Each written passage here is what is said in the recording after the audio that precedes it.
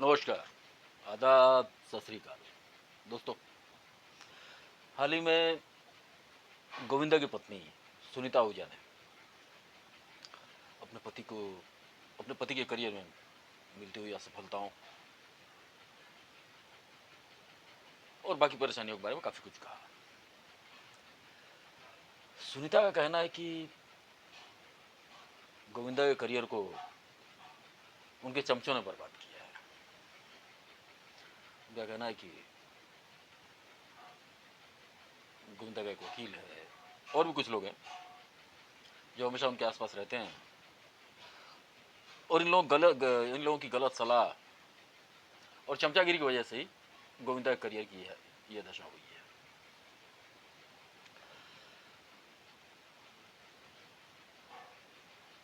चमचागिरी की वजह से ये पहली बार नहीं है कि किसी बड़े सुपरस्टार का करियर खराब हुआ है। इसके पहले राजेश खन्ना के पहले भगवान दादा और भी बहुत से बड़े बड़े स्टार हुए हैं जिनका करियर चमचों की वजह से बर्बाद हुआ है। गोविंदा और उनकी पत्नी के बीच में मतभेद की मत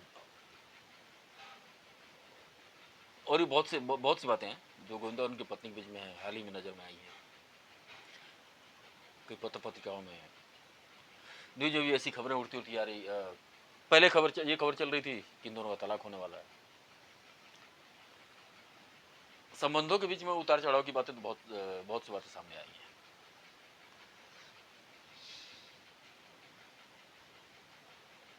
बात ऐसी है कि जब तक सब कुछ अच्छा चलता रहता है तब तक तो आपके दुश्मन भी अपने रहते हैं।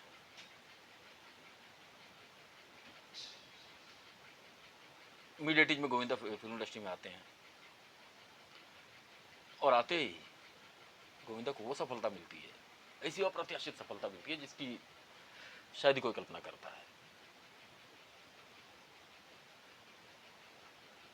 मिड एटीज में 24-25 साल की उम्र में गोविंदा ये फैसला करते हैं कि उनको एक्टर बनना है।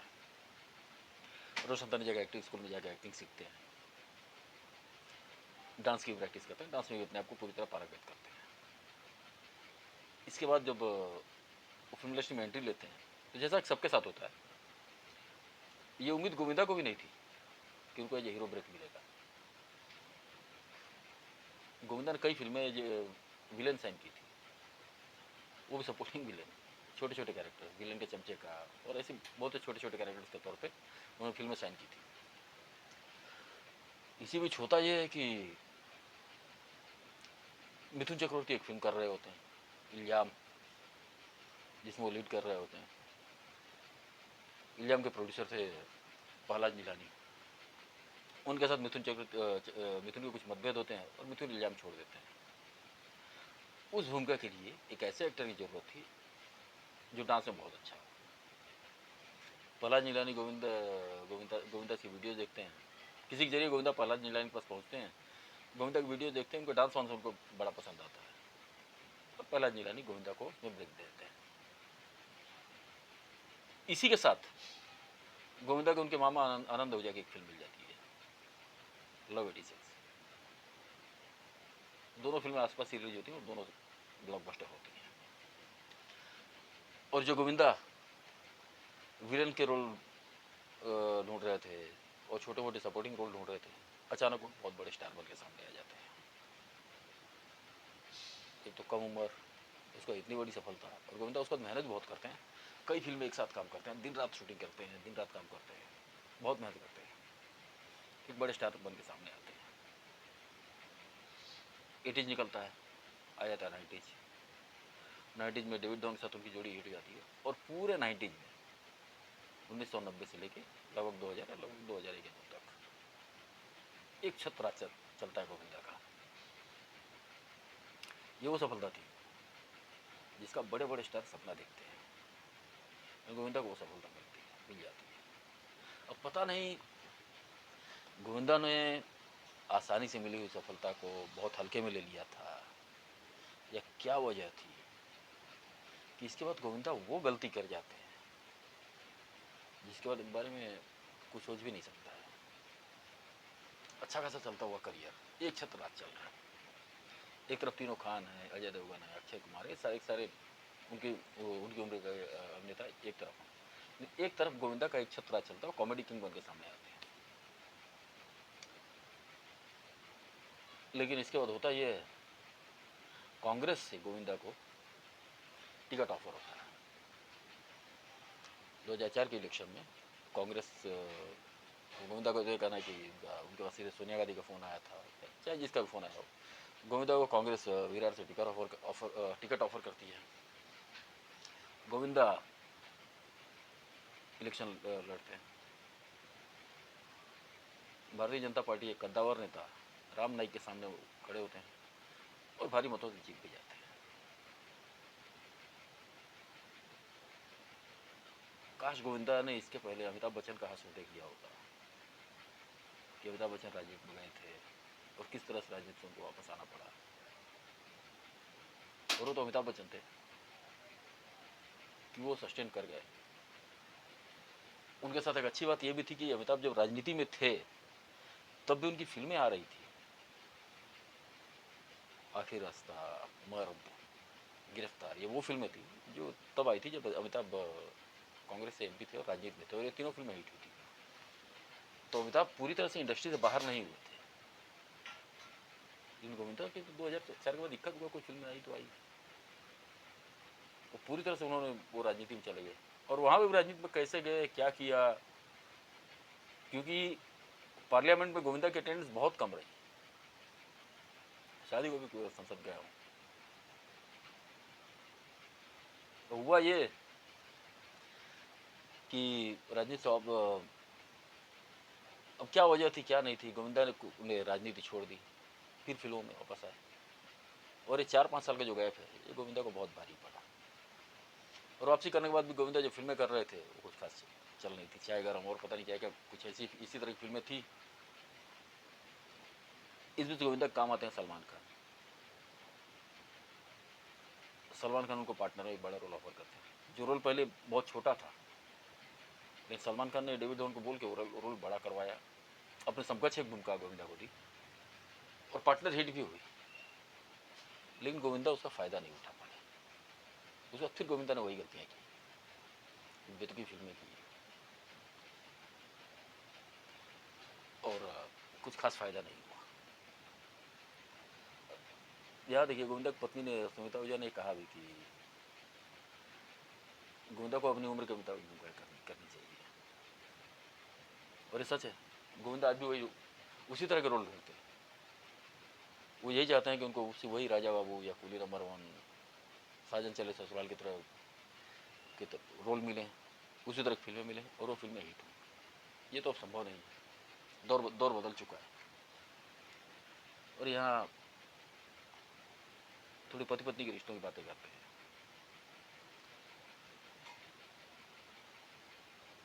चाहे इल्जाम हो या लव 86 हो, इन फिल्मों में गोविंदा की हीरोइन थी नीलम, और नीलम और गोविंदा की जोड़ी उस दौर में बहुत हिट थी। लाइन सीन इन दोनों ने मिलकर बैक टू बैक बहुत सी फिल्में दी थी, इल्जाम, लव 86, सिंदूर, और भी बहुत सी फिल्में, हत्या, ऐसी बहुत सी फिल्में थी। ज़्यादा मैं समझता हूँ कि इन दोनों ने मिलकर कम से कम एक साथ 16-17 फिल्में की होंगी और लगभग सारी फिल्में हिट थी। एक साथ कई फिल्में कर रहे थे तो जाहिर है आत्मीयता तो बढ़नी ही थी। दोनों की आत्मीयता बढ़ी, अफेयर स्टार्ट हुआ, शादी का फैसला किया। गोविंदा ने नीलम को अपने घर ले आकर मिलवाया भी था और ऐसा लग रहा था कि इन दोनों की शादी हो जाएगी। इसे पता नहीं क्या होता है, कैसे सुनीता जो जिनके सुनीता के परिवार के साथ गोविंदा के पारिवारिक रिश्ते थे, किसी तरह के रिश्ते में भी आती थी। गोविंदा की मौसी की किसी रिश्ते में आता था सुनीता का परिवार। घर पे आना जाना तो था ही। गोविंदा की माँ निर्मला ओझा को सुनीता पसंद थी और पारिवारिक दबाव के चलते गोविंदा की सुनीता से शादी हो जाती है। गोविंदा ने खुद कहा है, मैं नीलम बोल नहीं पाया था, अपनी शादी के बाद मैंने 1 साल तक बताई भी नहीं थी और नीलम से मैं बहुत प्यार करता था। ये उन्होंने गोविंदा ने खुलेआम स्वीकार किया। सुनीता से शादी हो जाती है, शादी होती है, बड़े स्टार थे गोविंदा उस दौर में, तब तक सब कुछ ठीक चलता है। बातें बिगड़नी तब शुरू होती हैं जब गोविंदा राजनीति में जाते हैं। सुनीता आहूजा का कहना है कि मैं नहीं चाहती थी गोविंदा राजनीति में जाए, मैं चाहती थी अपने एक्टिंग करियर के ऊपर ही ध्यान दें, लेकिन अपने भाई कीर्ति कुमार और बाकी कुछ लोग, ये जो गोविंदा के वकील थे और उनके सेक्रेटरी, इन लोग दबाव में आकर गोविंदा राजनीति में गए। और राजनीति से वापस आने के बाद भी गोविंदा, सुनीता आहूजा कहना है, गोविंदा वही भूमिकाएं करना चाहते हैं जो वो 90s में करते थे, जो अब संभव नहीं है। अब गोविंदा को कैरेक्टर करने चाहिए। खैर, बात चाहे जो भी हो, क्या सच है क्या झूठ है, क्या समस्याएं हैं, या तो गोविंदा जानते हैं या तो उनकी पत्नी सुनीता आहूजा जानती है। लेकिन इतना सच है कि फिल्मों के चुनाव में और कैरेक्टर के चुनाव में गोविंदा बहुत सी गलतियां कर रहे हैं। और ये गलतियां गोविंदा अभी नहीं कर रहे हैं, ये गलतियां गोविंदा तब भी करते थे जब वो बहुत बड़े स्टार हुआ करते थे। जो समय अच्छा था और जब वक्त अच्छा रहता तो अब फैसले आप चाहे गलत करें सही करें तो आपके हक में ही जाते हैं। अब गोविंदा की शुरुआत के दौर से देखें तो अच्छे डांसर थे और उस दौर में उसी तरह फिल्में चलती है, चाहे इल्जाम हो या लव 86 हो। ये फिल्में कोई बड़ी महान फिल्में नहीं थी, एक टिपिकल मसाला फिल्में थी, बॉलीवुड की आम मसाला फिल्में थी, लेकिन वो दौर था, उस तक फिल्में चल रही थी, इसलिए वो चल रही थी। और उसके बाद भी गोविंदा ने जो फिल्में की हैं, अपने करियर में गोविंदा प्रयोग करने से हमेशा डरे हैं, या डरे हैं या हमेशा चलती गाड़ी में सफ़र करना शायद उनको पसंद है। गोविंदा ने कभी अपने करियर में प्रयोग नहीं किया है। वो चाहे जितने बड़े स्टार हों, चाहे अमिताभ जहाँ एक तरफ एक्शन में हिट थे, वो जंजीर से स्टार बने, एंग्री यंगमैन का एक टैग मिला उनको, और उन्होंने एक नया दौर शुरू किया एंग्री यंगमैन का। लेकिन उस दौर में भी अमिताभ प्रयोग करने से पीछे नहीं होते। एक तरफ जहाँ उनकी जंजीर हिट थी, एक ही साल उनकी दीवार रिलीज हुई, जिसने उनको वो एंग्री यंगमैन वाली इमेज दी, और उसी साल उनकी चिपके रिलीज हुई, जो बिल्कुल एक अलग फिल्म थी। उसी के साथ फरार रिलीज हुई, फरार बिल्कुल डिफरेंट फिल्म थी। मिली आई जो एकदम सॉफ्ट सी फिल्म थी। तो अपना दायरा अमिताभ ने उस दौर अपने आप को टाइप नहीं होने दिया। उसके बाद 1976 में कभी कभी एक पूरी फुल रोमांटिक फिल्म थी, वो उनकी हिट हुई। यहाँ तक कि आमिर खान ने जब अपना करियर शुरू किया था, क़यामत से क़यामत तक एक रोमांटिक फिल्म थी, उसके बाद आमिर खान ने राख की, आतंकी जो एकदम अलग अलग फिल्में थी। लेकिन रोमांटिक हीरो का ठप्पा लगा हुआ था, तो उनको उसी तरह फिल्में, वो चाहे दीवाना मुझसे नहीं, और कई फिल्में ऑफर हुई, और लाइन से 11 फिल्में फ्लॉप हुई। तो आमिर खान ने भी अपने आप को चेंज किया, कॉमेडी पे है, हमारा ही प्यार की कॉमेडी फिल्म थी, दिल है कि मानता नहीं, फिर रोमांटिक फिल्म थी, बाजी की उन्होंने, ये एक्शन फिल्म थी। आपको प्रयोग करने ही पड़ते, वरना आप टाइट हो जाएंगे। तो गोविंदा ने अपने करियर में कभी नहीं किया, या तो एक फुल ऑन मसाला फिल्म में जिस तरह चलती थी वो की, करियर की शुरुआती दौर में। उसके बाद जो कॉमेडी में आए, तो कॉमेडी को छोड़ा ही नहीं। और करियर के सेकेंड हाफ में जब उन्होंने थोड़ा प्रयोग करना शुरू किया तो वो सफल नहीं हुआ था, वो ठप्पा लग चुका था उनको। ये उन्होंने शिकार से शुरू किया था, शिकारी जैन चंद्र की फिल्म थी, नेगेटिव रोल किया था, एक फिल्म फ्लॉप हुई तो फिर उन्होंने कोशिश नहीं किया। इस बीच उनकी सिर्फ एक एक्शन फिल्म आती है, वो खुददार आती है, लेकिन इन चीज़ों से कभी हटे नहीं, वो कुछ अलग करने की कोशिश उन्होंने कभी नहीं की। जैसे कि मिथुन, जब मिथुन को अगर देखें, यही इमेज थी मिथुन की जो गोविंदा की है, उनकी भी डांसिंग स्टार की इमेज थी, लेकिन उसके साथ साथ मिथुन ने अपनी एक्शन की इमेज को भी नहीं छोड़ा। और बीच में जब मिथुन को कोई अलग हटकर कोई कैरेक्टर मिला तो मिथुन ने हमेशा किया, जैसे प्यारी बहना हो, आर्ट फिल्में करने से मिथुन पीछे नहीं हटे। ताजर का था, स्वामी विवेकानंद, ना मिथुन ने ना ये सिर्फ फिल्में की, इन फिल्मों के लिए मिथुन ने नेशनल अवार्ड भी लिया। तो एज एक्टर आपको अगर ग्रो करना है तो आपको प्रयोग तो करना ही पड़ेगा। गोविंदा ने अपने करियर में कभी प्रयोग नहीं किया, और आज भी नहीं करना चाहते हैं। वो वही करना चाहते हैं जो वो 90s में करते थे। तो फिल्म इंडस्ट्री आपके हिसाब से चलेगी नहीं, अब काम तो वही करना पड़ेगा जो आपके सामने आएगा।